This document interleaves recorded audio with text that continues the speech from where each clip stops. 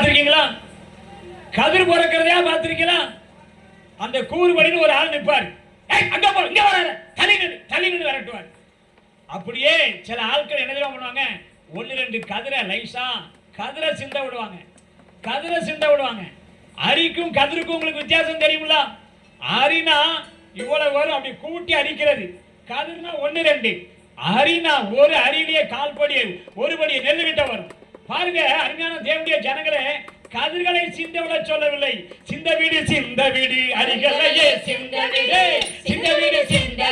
நன்மைகளை சிந்த வீடு அரிகளையே சிந்த வீடு நன்மைகளை சிந்த வீடு. எந்த அளவிற்கு நாம் அழைக்கிறோமோ அந்த அளவிற்கு தேவன் அளந்து போடுவான். ஏழைக்கு இறங்குகிறவன் கர்த்தருக்கு கடன் கொடுக்கிறான் ஐயா. எளியவனுக்கு, திக்கற்றவனுக்கு, அனாதைகளுக்கு, பரதேசிகளுக்கு நாம் செய்கிற உதவிக்கு தக்க பலனை தேவன் நிச்சயமாய் கொடுப்பார் ஐயா. அருமையான தேவனுடைய ஜனங்களே, இன்னைக்கு நாம் எதை தெரியுமா சிந்த விடணும்? நம்முடைய வாழ்க்கையிலே சிந்த விட வேண்டிய காலம் காரியங்கள் ஏராளம் இருக்கிறது. என்ன தெரியுமா சிந்த விடணும்? உள்ளத்தை பூரிப்பாக்கும் புன்னகையை சிந்தவிடு, நன்மைகளை கொண்டு வரும் நல்வாழ்வை சிந்தவிடு. உள்ளத்தை பூரிப்பாக்கும் புன்னகையை சிந்தவிடு, நன்மைகளை கொண்டு வரும் நல்வாழ்வை சிந்தவிடு. சொந்தங்களை கூட்டி சேர்க்கும் அன்பினையே சிந்தவிடு, சொந்தங்களை கூட்டி சேர்க்கும் அன்பினையே சிந்தவிடு. கர்த்தரின் வார்த்தைகளை ஜனங்கள் நடுவே சிந்தவிடு, கர்த்தரின் வார்த்தைகளை ஜனங்கள் நடுவே சிந்தவிடு. அரிகளையே சிந்தவிடு, நன்மைகளை சிந்தவிடு.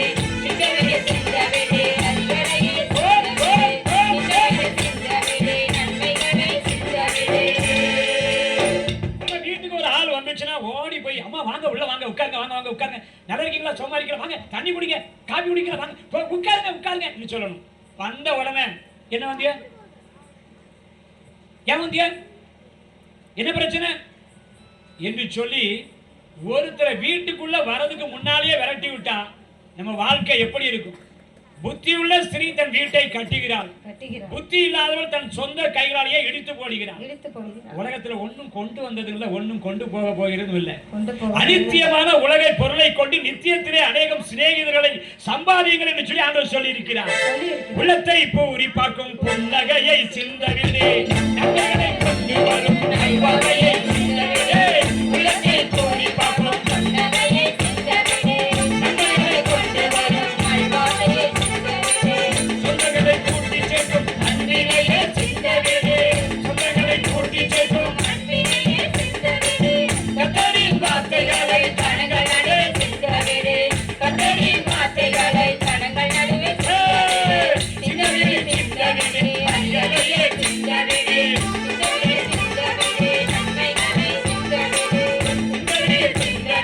அரிகளையே சிந்தவிடு, நன்மைகளை சிந்தவிடு. பெருசா ஒண்ணும் கொடுத்துட வேண்டாம். ஒரு கள்ள முட்டாய் வச்சிருக்கலாம், ரெண்டா உடைச்சு சாப்பிடுவே கொடுத்து பாருங்க. அன்பினுடைய வெளிப்பாடே கொடுப்பதுதான். நம்ம ஜெபம் பண்ணுவோம், ஏசப்பா ஆண்டவரே உமக்கு நன்றி, அவரே எனக்காய் சிலுவையிலே ரத்தத்தை சிந்தினீங்களப்பா. ஏசப்பா பக்கத்து வீட்டுல ஒரு அக்கா இருப்பாங்க, பசியோட இருப்பாங்க, ஒரு கிளாஸ் காபி கூட குடிக்க முடியாது. இங்க ஏசப்பா ரத்தத்தை சிந்தினீங்களப்பா. ஜெபம் பண்ண உனக்கு தகுதியே கிடையாதுமா. உன் அருகாமையில் இருக்கிற எளியவர்களை, திக்கற்றவர்களை, பரதேசிகளை விசாரிப்பதுதான் உண்மையான பக்தி. அதுதான் தேவன் உலகத்தில் எதிர்பார்க்கிறதான அருமையான பக்தி. அருமையான தேவனுடைய ஜனங்களே, உங்கள் சிந்தவிட்டான் நீங்கள் சிந்தவிட்டால் சிதறி போகாது. உங்கள் வாழ்க்கையிலே உயர்ந்த ஸ்தானத்திலே உங்களை கொண்டு போய் சேர்க்கும். போவாஸ் கதிர்களை அல்ல அரிகளையே சிந்தவிட்டான். அப்படியே வீட்டுக்கு வருகிறான். வீட்டிற்கு அந்த ரூத் சந்தோஷத்தோட வருகிறான். வீட்டிற்கு வந்த உடனே அத்தையிடத்திலே போய் பார்க்கிறான். அத்தை மருமகளை அவரோடு பார்க்கிறான். நீங்க பாருங்க, வேலைக்கு போயிட்டு அத்தை மருமக வேலைக்கு போயிட்டு வந்தா வீட்டை எப்படி இருக்கணும்? அத்தை அன்போட பார்க்கணும். வந்துட்டா அந்த பேச்சே இருக்க கூடாது. மாமா இப்படிமா இருக்க, உட்காரு என்று சொல்லி கொஞ்சம் தண்ணி எடுத்து கொடுத்து அவங்களுக்கு ஏதாவது ஒரு சின்ன அன்போடு ஏதாவது செய்யும் பொழுது அந்த குடும்பம் வாழ்ந்து சிறக்கும், செழித்தோம். இப்படிப்பட்ட நேரத்திலே அந்த இடத்திலே அருமையான அந்த நகோமி ரூத்தை அன்போடு விசாரிக்கிறான். இன்னைக்கு யாருடைய வயலிலே நீ கதிர்பொறுக்க சென்றாய் என்று சொல்லி சொல்லுகிறான். அப்படி சொன்ன பொழுது அவள் என்ன தெரியுமா சொன்னாள்? என்னையா சொன்னாள்? அத்தை, இன்னைக்கு நான் கதிர்பொறுக்கிற வயலு தற்செயலா எனக்கு ஏற்பட்டது. அந்த வயலின் உரிமையாளன் பேரு போவாசு, நம்ம சொந்தக்காரராம ரொம்ப விசாரிச்சாருத்த என்று சொல்லி அவள் மகிழ்ச்சியோடு சொல்லுகிறான். அத்தோடு என்ன தெரியுமா சொன்னார்? அத்தை, இந்த வயல் அறுப்பறுக்கிற காலமெல்லாம் நீ என் ஜனங்களோட தங்கியிருந்து என்னுடைய வயல்களிலே நீ கதிர்பொறுக்கி கொண்டிருமா. மற்ற வயலுக்கு நீ கதிர்பொறுக்க செல்வாய் என்றால் மற்றவர்கள் உன்னை அதட்டி விடுவார்கள், உன்னை ஏளனமாய் எள்ளி நகையாடுவார்கள். இதோ இளமையிலேயே புருஷனை தின்று விட்டோம் என்று சொல்லி சொல்வார்கள். யார் வயலுக்கும் போகாதம்மா, என் ஜனங்களோட தங்கியிரு. இங்கே இவரோடு கூட இருந்து நீ வேலை செய்து இரவிலே மாலை நேரத்திலே உன் அத்தையிடத்திலே போய்விடு என்று சொல்லி சொன்னார். அவள் தற்செயலா ஏற்பட்டது போவாசுடைய வயலுக்கு சொல்லி சொன்னார். எனக்கு அருமையான தேவனுடைய ஜனங்களே, நம்முடைய வாழ்க்கையில பல நேரத்தில் நம்ம என்ன தெரியுமா சொல்றோம்? என்னையா சொல்கிறோம்? நம்ம புருஷனை பார்த்து எதுக்கு தான் இவனை எனக்கு கடவுள் தந்தாரோ தெரியல, என் வாழ்க்கைய இப்படி பாச்ச, நாம அப்படிலாம் அழுதுகிட்டு இருக்கோம்.